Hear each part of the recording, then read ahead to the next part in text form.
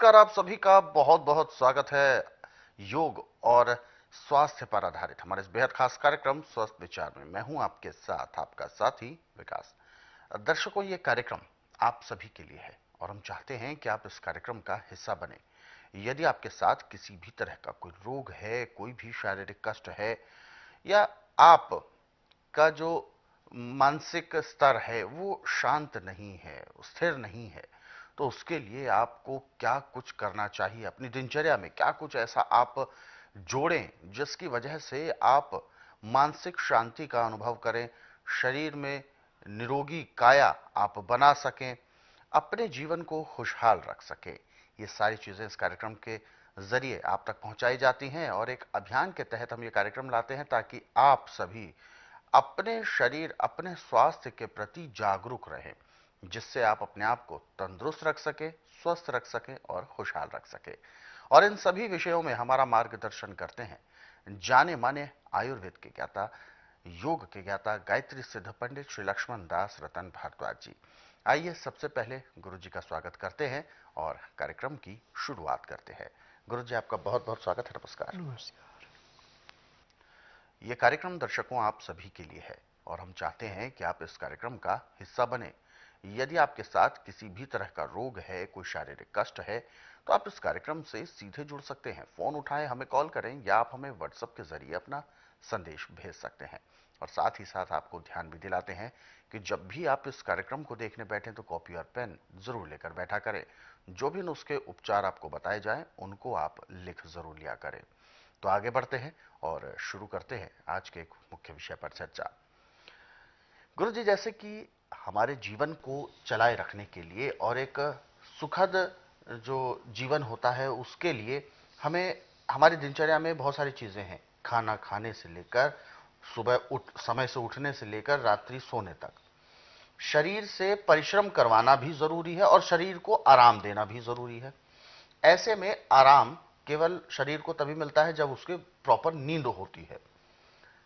दिक्कत तब आती है जब ये जो पांचवा चरण होता है नींद का, ऐसे में नींद नहीं आती है, कोशिश करने के बावजूद भी व्यक्ति सो नहीं पाता है, तो इसमें उस व्यक्ति की गलती है, किसी रोग की गलती है, या क्या बैलेंस बिगड़ जाता है जिसकी वजह से नींद नहीं आती और पूरे जो शरीर है उसका बैलेंस बिगड़ने लगता है।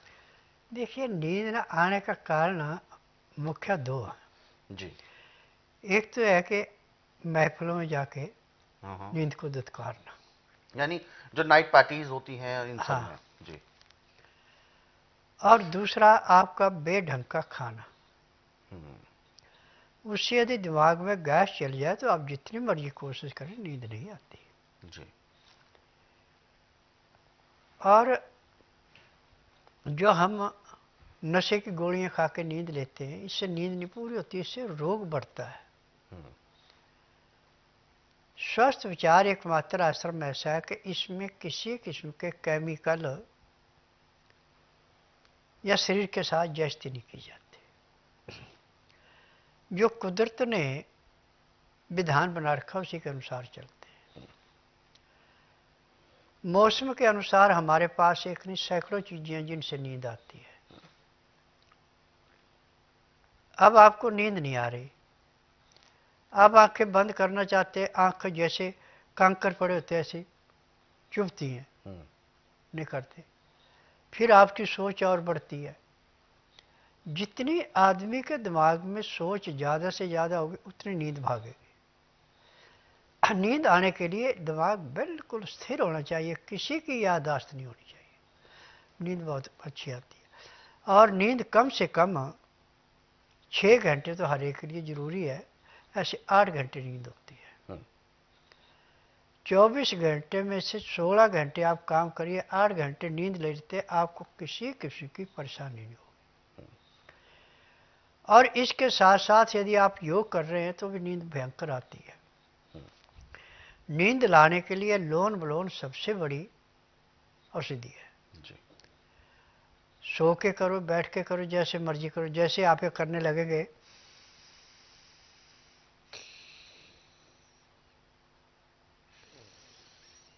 पाँच मिनट नहीं हो गए आपकी इतनी दुर्दशा हो जाएगी कि आप सांस लेना छोड़ना भूल जाएंगे और फट लेट जाएंगे। बिल्कुल।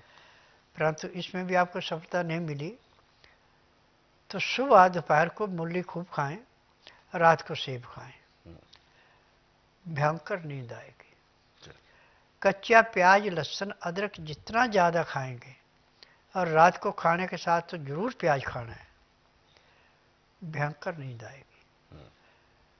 और जिसको नींद सारे कर्म करने के बाद भी नहीं आती है, वो बुधवार छोड़कर गुरुवार से लेकर मंगलवार के बीच में मेरे आश्रम में आए। जिस दिन आना उस दिन रात्रि 10 बजे तक खा पी के दातन कूड़ा करके बड़ी इलायची मुंह में रख के चूसता रहें। सुबह 9 से 10 के अंदर अपना नामकरण कराएं। 10 से 12 में नाड़ी परीक्षण करता हूँ।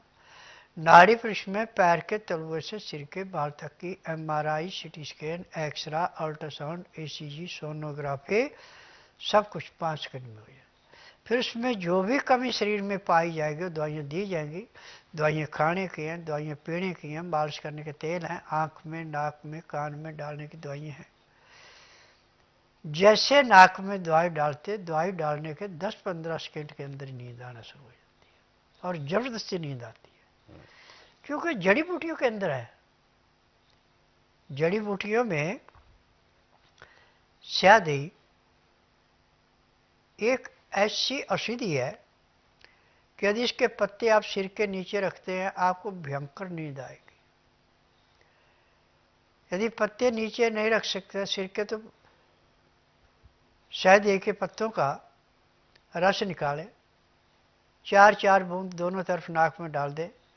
डालने के 5-10 सेकंड के अंदर नींद आ जाती है जी। ये इसका गुण होते हैं। हाँ जी। ये तो दर्शकों हुआ घरेलू उपचार, यानी घरेलू नुस्खा जिसको हम आजमा सकते हैं, अपने जीवन में कर सकते हैं। इसके अलावा भी बहुत सारे, जैसा कि गुरुजी ने कहा, बहुत सारे नुस्खे होते हैं। एक रोग को ठीक करने के लिए कई प्रकार के नुस्खे हो सकते हैं। हालांकि सभी नुस्खों को इस कार्यक्रम में चर्चा की नहीं जा सकती, समय का अभाव होता है। लेकिन आपके पास पर्याप्त यदि समय है तो आप स्वस्थ विचार पुस्तकों के जरिए पढ़ सकते हैं। ये पुस्तकें गुरुजी ने अपने कई वर्षों के अनुभव और अध्ययन के बाद तैयार किया है। तो इन पुस्तकों को यदि आप मंगवाना चाहते हैं घर बैठे, तो आप इसके लिए हेल्पलाइन नंबर्स पर कॉल कर सकते हैं। नंबर आपकी टीवी स्क्रीन पर है। आगे बढ़ते हैं कार्यक्रम में, और आप सभी को याद दिलाना चाहेंगे कि जब भी आप इस कार्यक्रम को देखने बैठते हैं तो कॉपी और पेन जरूर लेकर बैठा करें। और इसके अलावा यदि आपके जहन में कोई सवाल उठ रहा है, कोई शारीरिक कष्ट है, तो आप अपनी उस परेशानी को गुरुजी के समक्ष रख सकते हैं, जिससे कि आपको मार्गदर्शन प्राप्त होगा कि क्या आपको कुछ करना चाहिए। तो उस कार्यक्रम से जुड़ने के लिए आपको हमें कॉल मिलानी है, या आप हमें व्हाट्सएप के जरिए भी अपना संदेश भेज सकते हैं। तो चलिए आगे बढ़ते हैं, और जो दर्शक हमारे साथ जुड़े हुए हैं लाइन पर, आइए उनको शामिल करते हैं इस कार्यक्रम में। हेलो। हाँ, नमस्कार गुरुजी। नमस्कार, क्या शुभ नाम है आपका? हाँ, राकेश कुमार, लुधियाना से। राकेश जी, कहां से बात कर रहे हैं आप? लुधियाना, पंजाब से। जी, सवाल बताएं अपना, जो परेशानी है वो बता सकते हैं, गुरुजी सुन रहे हैं आपको, कहिए। अच्छा, हाँ, गुरुजी के प्रोग्राम में पहले भी देखता है और उनके जो प्रोग्राम उनको फॉलो भी कर रहा हूँ। वो बहुत से नुस्खे हमने देखे हैं, बहुत जी। अच्छे लगे, इसलिए उनका बहुत बहुत धन्यवाद जी। तो गुरुजी, एक बात पूछनी है। पंचगव्य घृत है, वो आंखों में डालने से आंखों की रोशनी बढ़ सकती है?